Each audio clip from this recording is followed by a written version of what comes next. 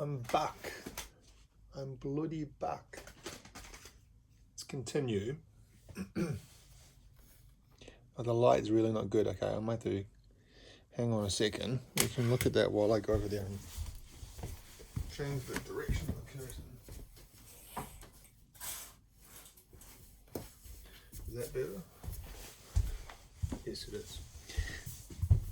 Is this some sort of I think half pirated Chinese edition of A Beautiful Mind soundtrack?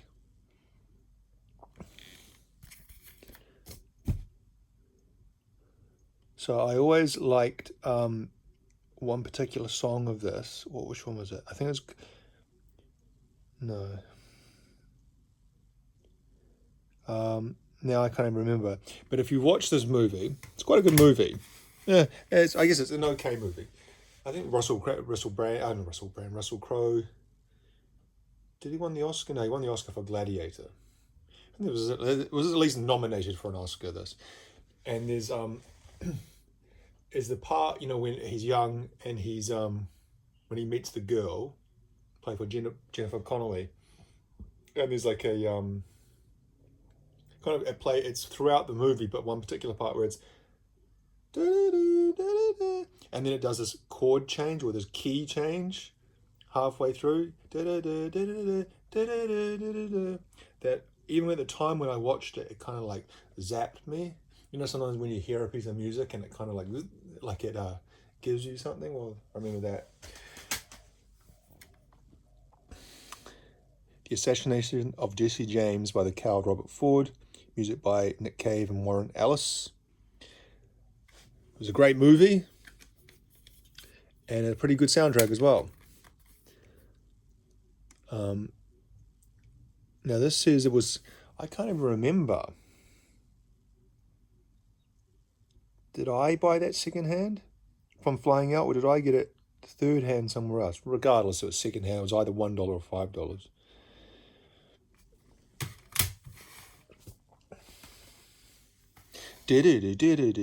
I've found this before. The best sci-fi theme tunes, The X Factor. And I said, this sounds good in theory. Because 2001: A Space Odyssey, Fifth Element, Star Trek, Lost in Space, E.T., etc. But then when you put it on, you realize it's not actually the themes. It is some random guy playing them on a synthesizer. So imagine I don't know, like the Star Wars theme, the main theme from Star Wars, when the movie first starts. But it's played on a cheap synthesizer with no orchestral backing at all. That's what it is. It's almost so bad that it's good, if you know what I mean.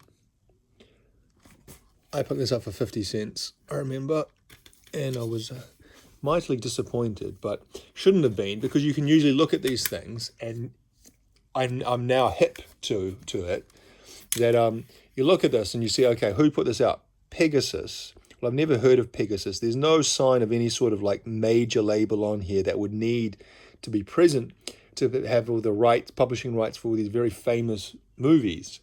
You can't just, you can't just take the famous versions done by people like John Williams or Vangelis or anyone like that and put them on a compilation. So instead they reproduce them and you see, well, Pegasus. I've never even heard of Pegasus. And therefore you can assume it would not be the genuine article. Grease. How many times have I seen this movie?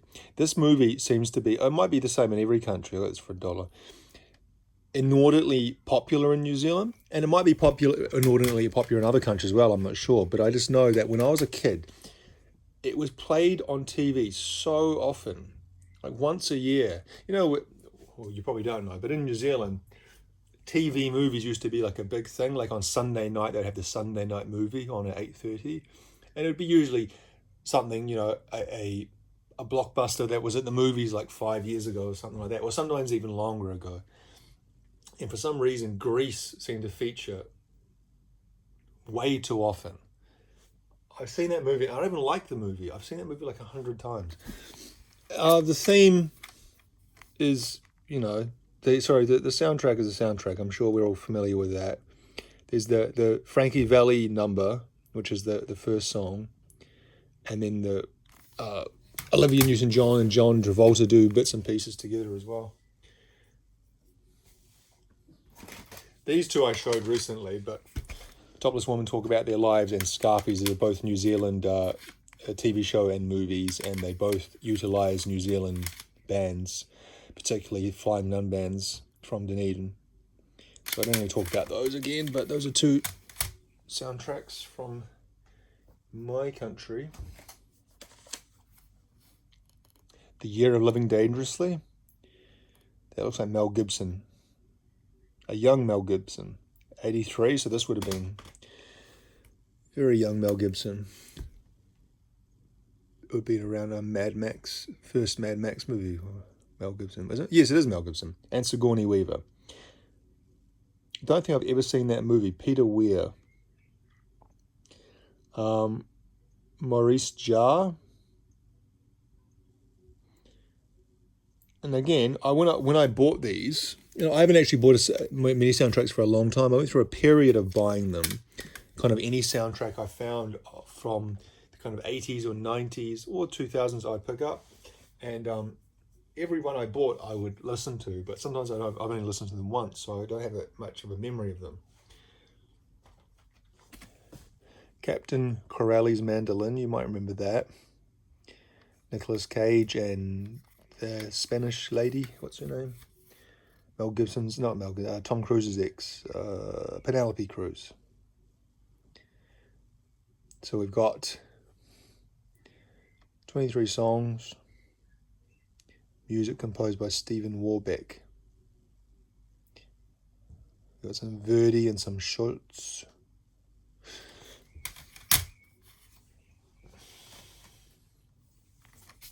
Star Wars Episode 1, The Phantom Menace, of course by John Williams. And one of the more famous pieces from the newer Star Wars, the Duel of the Fates, track 3, which is when Obi-Wan, and Qui-Gon Jinn, but mostly Obi-Wan is fighting Darth Maul in that place. I don't even know what the place is. Where is he? In some sort of space station or something. And then he, not to be a spoiler, but he cuts Darth Maul in half. Obi-Wan does. And the two halves of them fall down some long chute. And if you watch anything else after that, you'd find out that Darth Maul didn't actually die. Even though he'd been bisected, he didn't actually die. He somehow survived, and anyway. The Frozen soundtrack, with hits such as Let It Go and Frozen Heart and Do You Want to Build a Snowman? Now, I can say I've never actually watched Frozen. I think I told this story already, that Christmas, maybe two Christmases ago, I sat down with my son to watch it, and he didn't seem interested, and he kind of didn't want to watch it, basically, so I shut it off after about 5 minutes, and so therefore I've never actually watched it.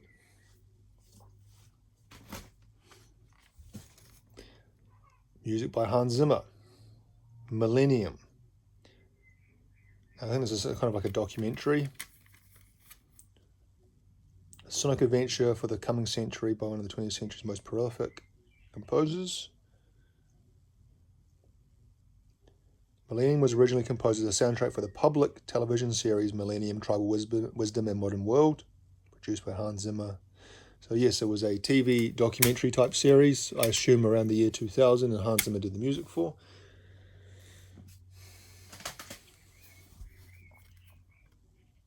Long Time Dead, another one of these things, a movie I've never heard of, never seen in any, I've never even seen, not that I've never seen it, but I've never even heard mention of it. So it's put out by Universal, so put out by a major studio, Long Time Dead, but I don't know. I recognize some of these. I know Ronnie Size, of course, Saint Germain, 07, Leo and Bushwhack I've heard of, but I've never heard their music. So who was in this movie?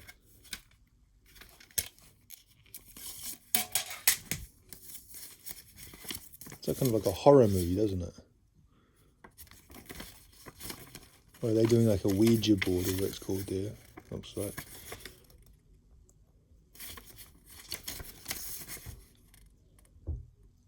I can't see. Like, doesn't actually have anything to do with the movie. Like, it just has all the music, and then doesn't talk in loud. Long time dead. Joe Absalom, Lara Belmont, Melanie Gutteridge, Lucas Haas. Now, I've heard of Lucas Haas. I've heard that name before. James Hiller, Alec Newman. Never heard of any of these people. Music by Don Davis. Who directed it? Isn't the directed by Marcus Adams? Okay, well, I've never heard of any of that. From 2001. So, that's interesting. As in a movie that was big enough to get a major studio release, but obviously not big enough to be known or have any sort of recognizable actor or director. I've shown these before. Batman Forever, Batman and Robin, Batman, the Prince one, the 1989 movie. Don't have Batman Returns. This is the one that has the U2 song in it. So I kind of remember those 90s Batmans by the song they had. So the U2 song, Hold Me, Thrill Me, Kiss Me, Kill Me, which I always love that song. And this one has got that Smashing Pumpkins song, The End is the Beginning is the End. Or is it The Beginning is the End is the Beginning? The End is the Beginning is the End, which I love that song. One of my favourite Smashing Pumpkins songs, which I know might be kind of blasphemous because it's not a very pumpkinish song, at least from their 90s stuff, in comparison to Gish and Siamese Dream and Melancholy, and even Machina.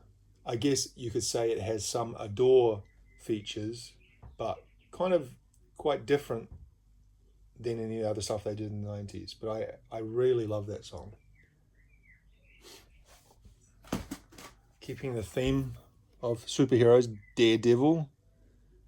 So this was the Daredevil movie. This was kind of one of those. This is not the TV series that was on Netflix. This is kind of those. There was like a crop of superhero movies that came out in the early-ish 2000s, but before the huge Marvel explosion, which I guess started with Iron Man in I don't know what year, but there was this one, and there was the Fantastic Four, and it was one of the Hulk movies that they came out before that, but they didn't really do anything. And in fact, this one was, I think, critically slated and probably commercially slated as well. But as far as artists, we see Fuel, just the ones I know, Saliva, Seether, Nickelback. So we got a lot of kind of post-grunge, early 2000s shite. Hoobstink, Chevelle, Evanescence again, Finger 11, 12 Stones, yeah, a lot of those bands. 12 Stones, that's the band, I think the guy from that did the male on Evanescence song Wake Me Up with Amy Lee, and the guy is the guy from 12 Stones. But they never really made it big, do you? You never really hear anything else about 12 Stones. Maybe you do, but I don't. Remember this show? Due South. I used to watch this. This used to be on like a Thursday night here in New Zealand on Pt.2, and it's kind of like it certainly wasn't targeted at children or even teenagers. It was like a pretty middle of the road adult type drama. I don't mean adult as an adult. I mean as in targeted towards that age group. With a Mountie who came into work in the city, with like a city police, and I quite liked their show for some reason, and so when I saw this, I was like, oh, I used to watch that show, and so I got it. Now, interesting is that this was put out under the subsidiary in Australia and New Zealand. You can see there, Australia Festival Records New Zealand Ltd. I wouldn't have think this would have sold enough to get a separate release down here, but obviously I'm wrong.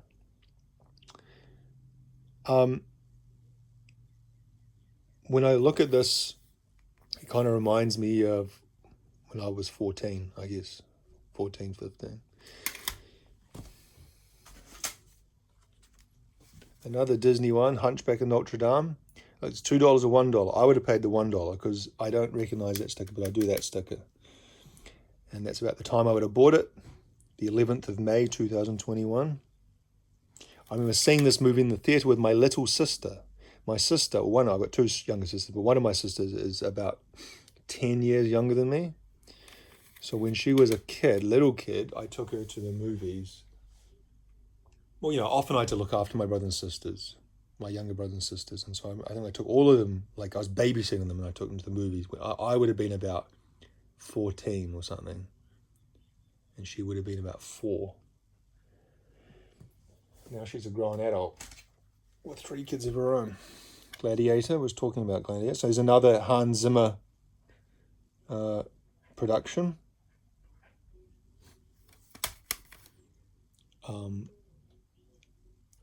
You hear a lot of these stuff, especially, what's the one that you hear a lot?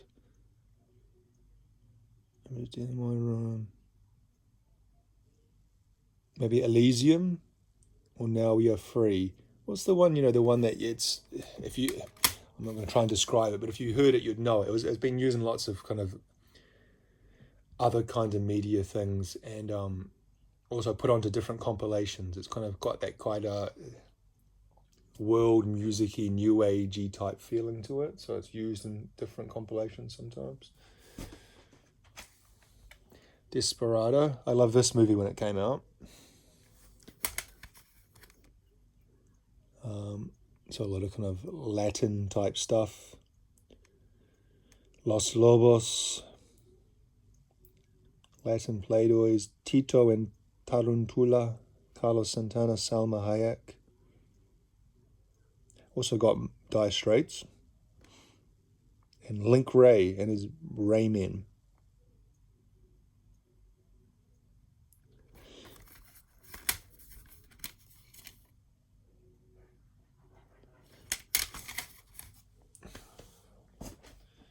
Into 17 minutes. So here's a Vangelis soundtrack.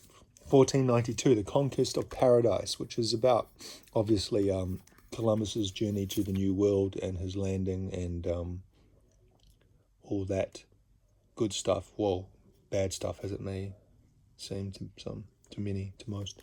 I guess that's the Nina or the Pinta or the Santa Maria. I'm not sure which one. But I remember watching this movie late at night. What year did it come out? 92. So this would have been about 99. I just started I was in a relationship with a girl in 1999, so I would have been about 18. And I was staying at her house in her room, and she had a TV in her room, and she fell asleep. And so I was watching 1492. Who directed this? I remember that Gerard Depardieu, the French actor who's lives in Russia now. He played Columbus. Which now I'm interested to see. But this also got quite bad reviews. So yeah, there he is, Gerard Depardieu. That's Vangelis. Look, there's the price sticker, £9.99. So this was bought in Britain. There's the guy, the director. Is that Ridley Scott? Oh yes, it is Ridley Scott. I didn't know Ridley Scott directed this. This is Sigourney Weaver. She plays what, Queen Isabella, maybe?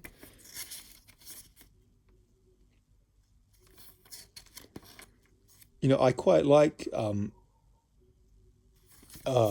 historical period pieces, factual and inverted commas, factual historical movies. But they have a tendency to be quite bad because they try to fit so much into such a small time. Such a kind of complex and researched and documented thing. It's like that Napoleon movie. That again was a Ridley Scott movie. Was it Ridley Scott? The one just came out last year, and that when I first saw the thingy, the trailers for that, I thought that looks amazing because I love French history. I how can you not like the story of Napoleon? Whatever you feel about Napoleon himself, a bit of a prat, but then it got absolutely mauled critically, just like called because they just fit a massive epic saga of events into 2 hour, 2.5 hours, and it becomes disjointed. Where you think it actually is probably better with a historical thing, a historical figure like Napoleon, is to focus on a very narrow event or one particular thing or one particular theme. Not even a theme, because that could stretch too long as well, but one, like you'd say, one battle, like Austerlitz or Borodino or Waterloo. They've done Waterloo before, but whatever. And then try to show what you're trying to show through that small aperture, as opposed to trying to the whole thing from when he was a bloody kid all the way up to the defeat in Russia and back to it's way too much. And I barely have any memory of watching 1492. Maybe it was the same thing. Maybe they tried to cover too much. Anyway, sorry, digression a bit too much here. Van Gogh, 49.95. That is fucking insanity. Someone bought this new for $50. I don't know what the fuck Van Gogh is. Un film de Tony Gutliff. So I assume it's some sort of movie. Van Gogh is a call, a song, a hymn to life, to love, to mourning, to blood money, a hymn to the Mediterranean spirit. So some sort of French, Italian, Spanish movie, I assume. And I don't know who Tony Gatliff is. I've never heard of him. Maybe he's famous. So I don't know. But I guess these are the artists and the song names, is it? Gritos de Guara, Pulira, Grupo Jose. Yeah, I don't know. But whoever bought it must have really loved it. Moira, it says her name here. So look, real groovy, 33rd Auckland Film. So this was kind of released in together with the film festival. I talked about the film festival a few weeks ago, didn't I? I was talking about the Midnight Oil movie. And Moira Cross bought this, and this was around 2000 this came out, and paid $50. This was 24 years ago.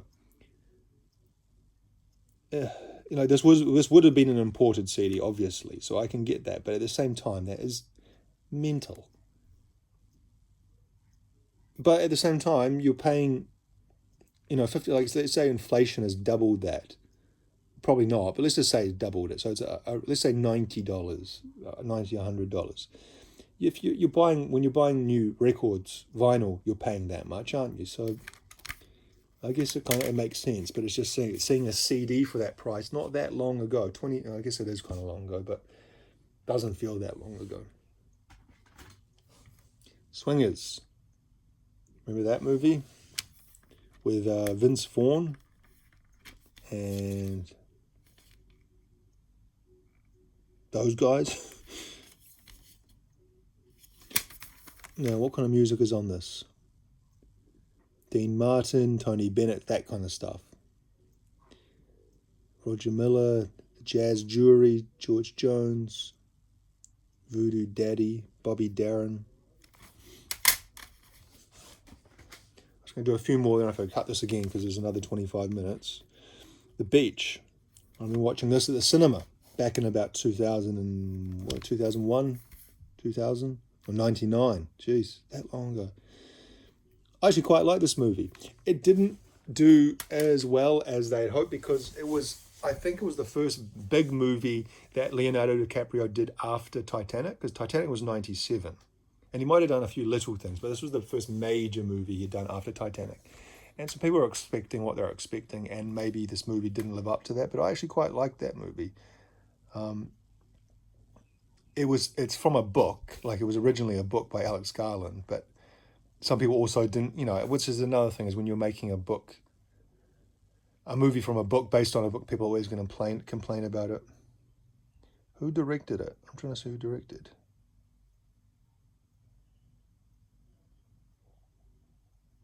Oh, fuck, I can't see. Anyway, not a bad movie. So what do we got? You got Left Field, All Saints, Moby, Sugar Ray, Asian Dub Foundation, Uncle, New Order, Faithless, Blur, kind of a lot of stuff. Quite a theme that kind of fits together there, I feel. A lot of British acts, electronic pop acts. Last the Mohicans, Daniel Day-Lewis, done by Michael Mann, or at least the executive producer. The Firm, like I was talking about with the Thomas Crown affair. Well, The Firm is another one I imagine. Dave Grusin. It's a good kind of background, straight ahead type thing you'd expect to listen to with a 90s thriller drama. Feature performances by Jimmy Buffett, Robin Ford, Nancy Griffith, Lyle Lovett. One more. Shrek. What was on Shrek? Smash Mouth. I remember that. All Star and I'm a Believer. Those are the only two I remember. I'm on my way from the Proclaimers. My Beloved Monster by the Eels. So yeah, who put out that? Oh, this is DreamWorks. So I always get mixed up. Like I was trying to do before that other video about Rio. It's like nowadays you just think of Pixar, but then used to be a few different kind of companies that would do those kinds of movies. Anyway, that's 27 minutes. I've almost done close to an hour, and I'm not even halfway through this. That's the stack I just did. That's the ones I did before, and I've still got all those to do. Is it going to take longer than I thought? Anyway, we'll keep going. See you later.